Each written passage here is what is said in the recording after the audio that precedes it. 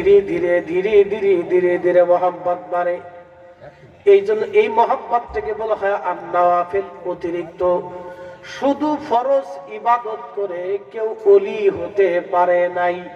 মনে রাখেন, শুধু ফরজ ইবাদত করে কেউ ওলি হতে পারে না।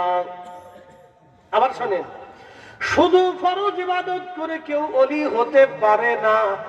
যখন বান্দা ফরজের পরে আন-নওয়াফিল, অতিরিক্ত ইবাদত করে, এই অতিরিক্ত ইবাদতের কারণে বান্দা আল্লাহর হয়, আল্লাহ বান্দার হয়ে যায়। বলে অতিরিক্ত ইবাদত কি? সাহাবীরাও এরকম অতিরিক্ত ইবাদত করত। কোন কোন সাহাবীর জীবনীতে আসছে সারা রাত নামাজে কাটিয়ে দিতেন, সারা রাত কোরআন তেলাওয়াতে কাটিয়ে দিতেন। কোন কোন সাহাবীর জীবনীতে আসছে নবীর বাড়ি আসছে আর কোনদিন ফিরে যান নাই, রাসূলের বাড়ি কাটিয়ে দিয়েছেন। একবার জোরে বলা যাবে কি আল্লাহু আকবার? যদি কোনদিন মদিনাতে যান, মদিনার রওজা শরীফে বাম পাশে একটা দরওয়াজা আছে, দরজার নাম বাবে জিব্রাইল। এই বাবে জিব্রাইল দিয়ে সাইয়েদুনা জিব্রাইল আলাইহিস সালাম এইখান দিয়ে ঢুকে নবীজির সাথে সালাম দিয়ে কথা বলতেন।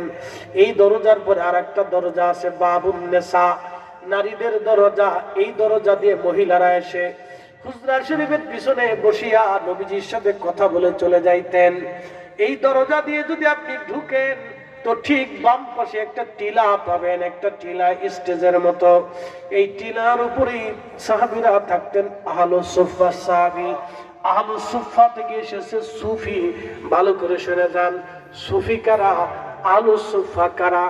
আহলুস সুফফা থেকে সুফি। সুফি কারা? সুফি হলো তারা যারা দুনিয়া বিরাগী হইয়া আল্লাহকে খুশি করে যায়। দুনিয়াতে তাদের নামে কিছু থাকে না। এদের ভিতরে একজন আমার হুজুর কেবলা যান, নামে কোনো অ্যাকাউন্ট নাই।